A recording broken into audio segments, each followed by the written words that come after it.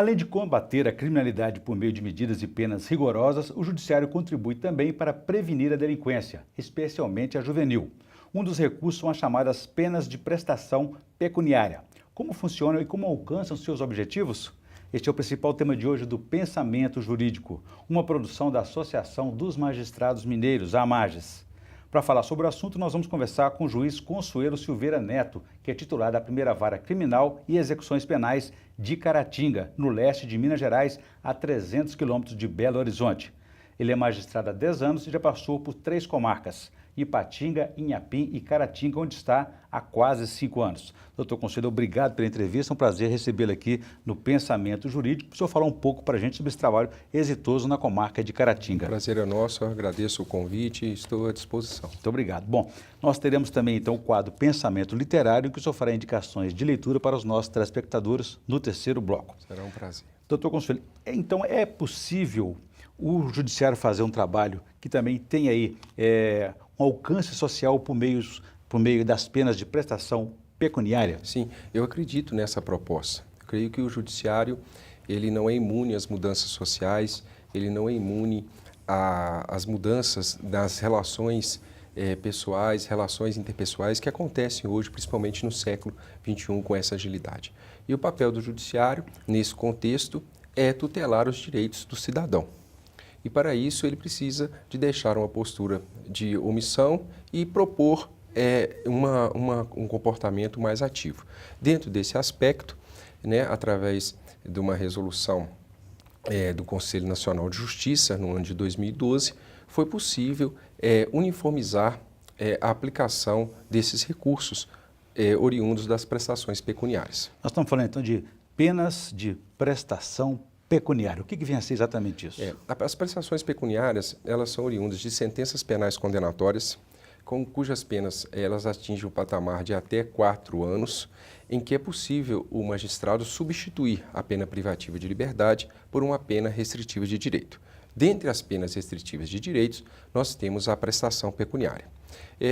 Oriunda também de recursos da suspensão condicional do processo, aquelas infrações penais em que o Ministério Público propõe um acordo ao infrator para que ele pague uma prestação pecuniária e estipulam também algumas outras obrigações e o processo fica suspenso por um período até que ele conclua o cumprimento desse acordo. Esse acordo é homologado pelo magistrado, através também das transações penais dos juizados especiais de todo o Brasil e especificamente de Minas Gerais, do Tribunal de Justiça de Minas Gerais, em que a proposta da transação penal e dentre umas obrigações é justamente a prestação pecuniária. Então, os recursos são basicamente de três meios. As condenações, em que há a substituição da pena privativa de liberdade por restritiva de direito, as transações penais no âmbito dos juizados especiais e a suspensão condicional do processo. Em vez, então, de prisão, ele pagaria, então, essa pena pecuniária. É como se fosse uma multa? Como se fosse uma multa. Se assemelha à multa, muito embora não tenha a natureza de uma multa. O Conselho Nacional de Justiça, o que ele propõe com essa resolução? Ele cria a obrigatoriedade desses recursos serem destinados a uma unidade gestora, no caso específico, são os juízes das varas de execuções penais, em que ele vai através dessa resolução, uniformizar o emprego, a destinação desses recursos, principalmente dotando o mecanismo de maior publicidade, de transparência e, acima de tudo, da prestação de contas. E como é que esses projetos podem serem transformados, quer dizer, essas penas pecuniárias, esses recursos, podem ser transformados em projetos sociais? Através desse ato normativo, que é complementado por disposições no âmbito do Tribunal de Justiça de Minas Gerais, através de um provimento conjunto e também de uma portaria da Corregedoria Geral de Justiça, se estabelece todos os critérios para o desenvolvimento e para o cumprimento das 3 etapas que se exige, o credenciamento de uma entidade, a escolha do projeto e a prestação de contas.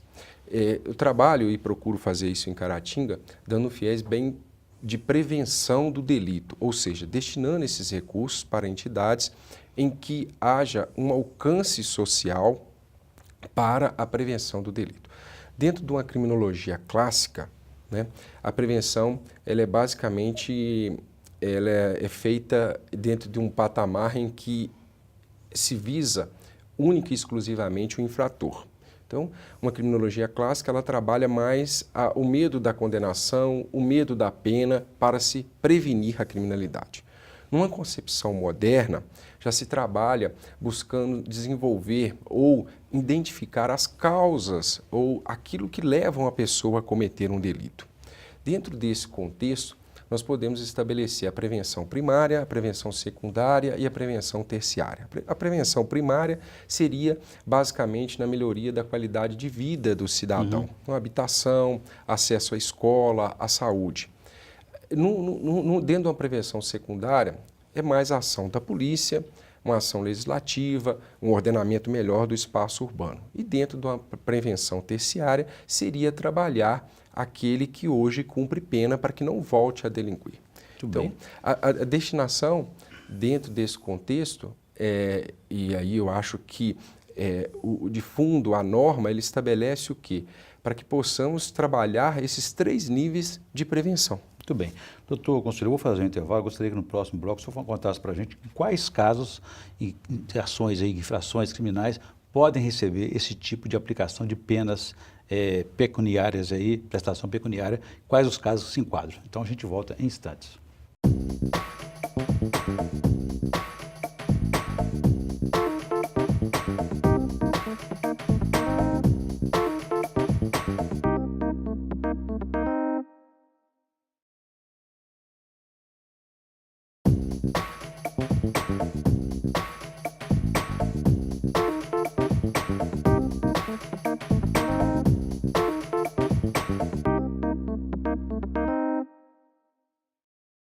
Estamos de volta com o Pensamento Jurídico, uma produção da Amarges. Participe de nosso programa pelo e-mail pensamento@amarges.com.br. Hoje estamos discutindo sobre os projetos sociais do Judiciário para prevenir a criminalidade, especialmente entre jovens. O nosso entrevistado é o juiz Consuelo Silveira Neto, titular da Primeira Vara Criminal e Execuções Penais de Caratinga, com marca de Caratinga. Doutor Consuelo, deixei para o senhor uma questão no bloco anterior a respeito, então, sobre a aplicação. Quais tipos de delitos criminais podem ser enquadrados e podem receber essas penas de prestação pecuniária? Os delitos são aqueles do âmbito de competência do juizado especial, cujas pena máxima é até 2 anos, aqueles em que é permitida a suspensão condicional do processo e os delitos, de forma geral, aqueles em que não há o emprego de violência ou ameaça à pessoa e que o infrator seja primário, que dentro de uma sistemática ele será punido com a pena até 4 anos e poderá haver essa substituição da pena privativa de liberdade por restritiva de direito. Essa pena de prestação pecuniária pode ser considerada também uma pena alternativa? Sim, é uma pena alternativa. A legislação daquela tradicional tradicional de prisão. Há uma alternativa. Geralmente são os delitos de dirigir embriagado ou tendo feito uso de alguma substância que possa alterar a capacidade motora. São os delitos que envolvem o furto simples. Então, são delitos que não têm um alcance, não empregam violência ou grave ameaça à pessoa. Seria um menor potencial ofensivo, Sim. como chamam assim, Sim. né? Sim. Agora, doutor Consuelo, isso tem 2 efeitos, né? No curto prazo, evita a superlotação dos presídios em situações como essa, como o senhor falou, de menor potencial ofensivo, e no longo prazo ajuda aí a prevenir a criminalidade, não é assim? Sim.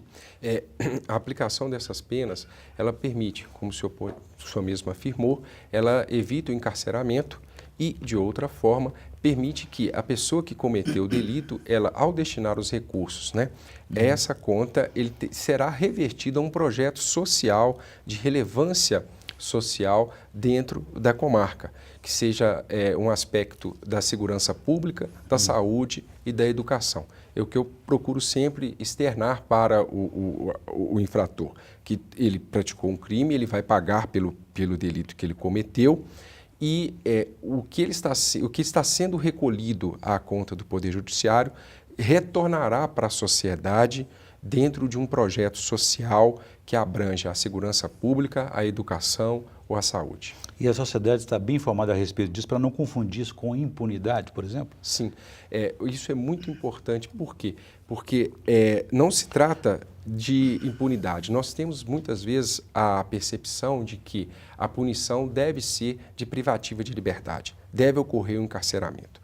Contudo, essa lógica hoje, ela não é só nacional, mas em praticamente todos os países do mundo, inclusive nos Estados Unidos da América, existem essa proposta de permitir àqueles que cometem um delito que sem grave ameaça ou sem violência, que eles permitam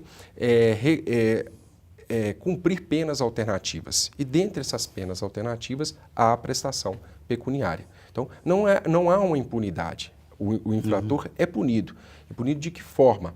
Ele é punido tendo que cumprir uma prestação de serviço à comunidade, uma prestação pecuniária, uma limitação de fim de semana e, especificamente no que se refere à prestação pecuniária, o dinheiro hoje é revertido para a própria sociedade nesses projetos sociais no âmbito da segurança pública, no âmbito da saúde e no âmbito da educação. E essa é uma discussão importante, doutor Conselho, sobre a natureza criminal desses atos delituosos, né? Sim, sim, porque essa é uma outra discussão que um embate existente entre diversas teorias de que alguns delitos deveriam deixar de ser efetivamente crimes, passariam só para infrações administrativas ou infrações civis, né?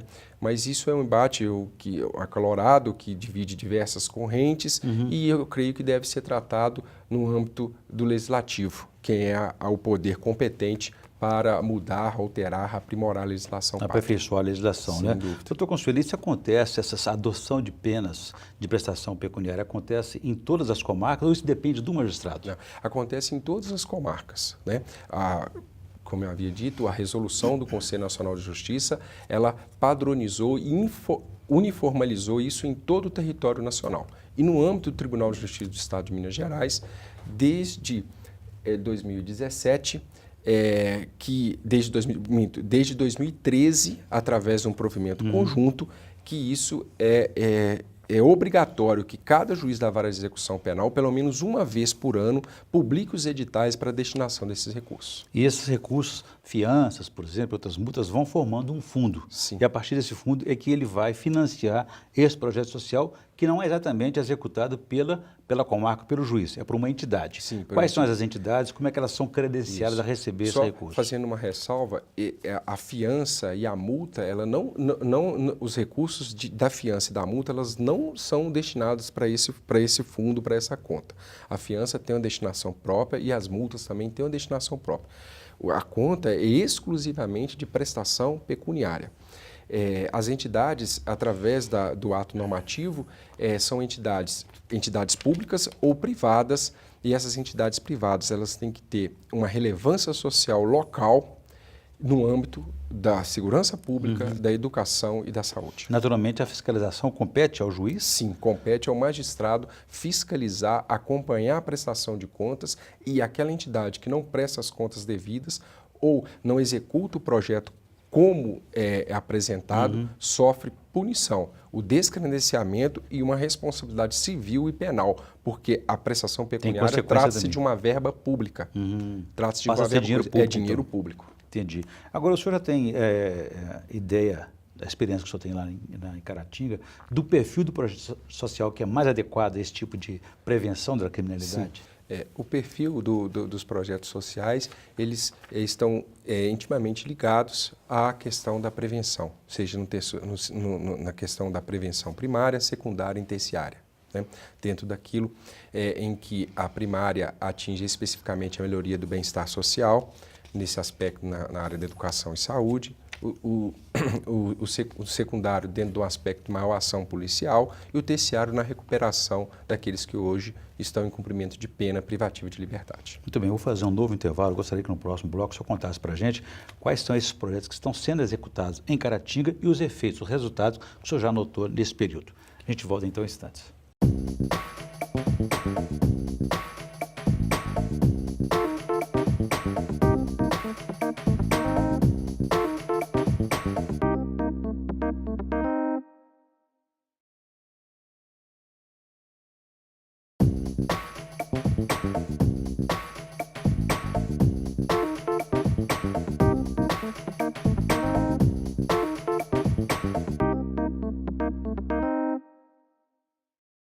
Estamos de volta com o Pensamento Jurídico, uma produção da Amages. Hoje estamos discutindo os projetos sociais do Judiciário para prevenir a criminalidade. O nosso entrevistado é o juiz Consuelo Silveira Neto, que é titular da primeira vara criminal e execuções penais da comarca de Caratinga, no leste de Minas Gerais.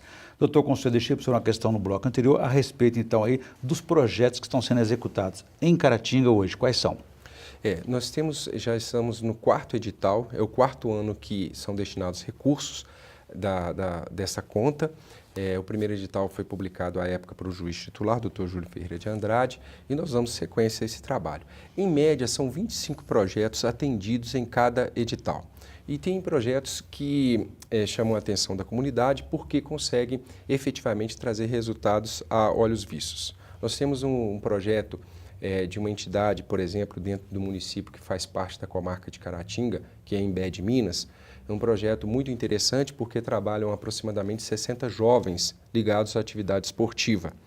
Já é o segundo ou terceiro edital que essa entidade ela recebe os recursos e consegue efetivamente trabalhar dentro do jovem entre 13, 14, 15, 16 anos a prática esportiva intercalada com palestras de saúde bucal, enfim, todo um processo. E nós conseguimos observar que o envolvimento do jovem com a criminalidade neste município já caiu significativamente. Pelo menos não temos notícias ou não tem chegado ajuizadas ações criminais. Tem estatísticas a respeito disso? Não tem uma estatística números para apresentar, mas é visível que através de contato com os policiais do município de Imbé de Minas, que o envolvimento do jovem na criminalidade, principalmente com o tráfico de drogas, houve uma redução significativa. As demandas também judiciais caíram bastante. Envolvendo este município que faz parte da comarca. O importante então é que o jovem ele não fique disponível para essa criminalidade, quer dizer, ele tem uma ocupação esportiva, no caso aí, pedagógica, de aprendizado. Sem dúvida. Que é interessante. Alguns municípios também, especificamente em Caratinga, alguns bairros com maior vulnerabilidade social, nós também conseguimos encaminhar recursos para uma entidade que trabalha a questão das práticas das artes marciais. Então, foram no penúltimo edital, foi um tatame e 50 kimonos, então são 50 crianças envolvidas nesse aspecto de trabalho em artes marciais para desenvolver a autoestima, o desenvolvimento da prática também, uma prática esportiva, afastando o jovem da criminalidade. Até então desamparados. Às vezes a família não tem condições desse apoio, né? Sim. Existem pelo menos 3 projetos especificamente voltados aos jovens, justamente para que eles não possam ingressar na carreira ou ingressar nas fileiras da criminalidade. E que jovens podem participar desse projeto? Como é que eles chegam a participar? É uma seleção que é feita pela entidade que recebe os recursos. É essa entidade que seleciona aquelas pessoas carentes e exige um aproveitamento escolar. A criança tem que estar matriculada na escola, a criança tem que estar com bom aproveitamento escolar para que possa continuar essas atividades esportivas. Hoje, nessa escolinha de futebol, a última informação que obtive, já tem adolescentes que já estão fazendo testes em clubes aqui da capital, em Belo Horizonte, justamente para ingressar como os atletas profissionais. Tudo isso serve como um motivador, serve como mais um motivo para que aquele jovem que está com 12, 11 anos possam iniciar e assumir o compromisso da atividade desportiva. Muito interessante. E essas empresas, essas entidades que você referiu, elas fazem também a prestação de contas que é público? Público. É publicado no jornal de circulação local, o edital é publicado, a destinação do recurso. Eu faço questão de dar uma entrevista aos jornais locais, justamente para que todos saibam que aquele projeto ele é financiado com recurso público e todos possam ajudar o Poder Judiciário na fiscalização e na prestação de contas. Além do projeto social, é possível que esse fundo das penas de prestação pecuniária sejam aplicados, por exemplo, para as vítimas ou familiares das vítimas? Sim, é possível haver essa aplicação. É possível que esse fundo, até a legislação determina que principalmente os valores devem ser destinados àquelas pessoas que foram vítimas ou na tentativa de reparar um dano causado pelo crime. Então essa seria a prioridade. Seria a prioridade. Qual é o volume assim, que o senhor arrecada de um ano de penas pecuniárias? Em Caratinga, aproximadamente R$ 350 mil. Isso aí é um valor suficiente para não depender de outro dinheiro público para financiar esse projeto. Para financiar esse projeto. Tem praticamente os asilos da região estavam sofrendo um problema sério de adaptação nas questões de segurança. Nós tivemos vários asilos da região que os telhados foram todos nova estrutura de telhado, cozinha, construção de cômodos, aquisição de colchões, aquisição de toda a mobiliária de hospital que há necessidade nesses asilos, programas de combate ao incêndio. Tivemos também um projeto que envolve a Associação dos Catadores de Papel do município de Caratinga, aproximadamente 10 famílias hoje que dependem de recursos da associação. Foi possível destinar uma empilhadeira, uma balança. Gera emprego, ainda que informal, e renda também. Renda para também essa população carente. Projetos também envolvendo o presídio local e aí trabalhando a ressocialização. Construção de vagas. Construção de pelo menos 2 celas. Hoje o presídio de Caratinga é o único presídio da região que tem um scanner corporal, ou seja, a revista vexatória da mãe que vai visitar um filho ou a mulher que vai visitar o marido, um irmão. Isso não ocorre em Caratinga. Através um aluguel de um scanner corporal, através dessa conta, desses recursos. Né? Tudo isso para aprimorar, ou seja, contribuir para a dignidade dessas pessoas. Muito bem. Dentro da APAC também, de Caratinga, muitos projetos, por exemplo, a construção de um gabinete odontológico, construção de uma marcenaria, propiciando que o condenado que se encontra na APAC possa trabalhar, fábrica de blocos, fábricas de bloquetes. Ok. Eu volto a esse tema daqui a pouquinho, doutor Consultor. Eu gostaria que antes o senhor fizesse para a gente a indicação de leitura no quadro Pensamento Literário, por favor.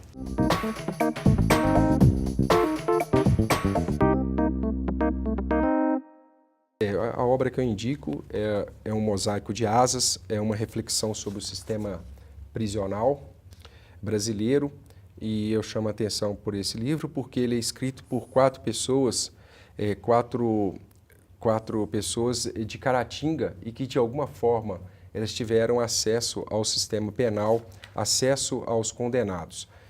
Angelita Carla Nassif Ferreira Leles, que é uma administradora de empresas, o Dr. Igor de Oliveira Siqueira, que é médico do presídio de Caratinga, o senhor Juarez Gomes de Sá, que é um jornalista e também tem formação jurídica, e a Maria Inês da Rocha Pena, que é membro do Conselho da Comunidade, é pedagoga e também tem formação jurídica. Então a obra que eu indico é essa, Mosaico de Asas, que é uma reflexão sobre o sistema prisional brasileiro com enfoque em Caratinga. Uma boa indicação. E, doutor Consuelo, só para a gente encerrar, nós temos mais um minutinho aqui, por força de sua atuação, os juízes conhecem bem a realidade local e sabem o que é realmente importante ser feito, como no caso dessa iniciativa dos projetos sociais através das penas pecuniárias. O sistema prisional tem salvação, tem solução? Tem solução. Eu acredito nisso, acredito no ser humano, acredito que é possível mudar a nossa realidade. E para isso é preciso investir ainda mais na prevenção e na transformação do ser humano. Muito bem. Bom, eu conversei aqui com o juiz Consuelo Silveira Neto, que é titular da primeira vara criminal e execuções penais da comarca de Caratinga, no leste de Minas Gerais. E discutimos aí sobre os projetos sociais do Judiciário para prevenir a criminalidade por meio aí da pena de prestação pecuniária. Doutor Consuelo, obrigado pela entrevista e parabéns pelo trabalho exitoso aí na comarca de Caratinga. Bom, nós ficamos por aqui. Se você quiser participar, escreva para pensamento@amages.com.br. Obrigado e até a próxima.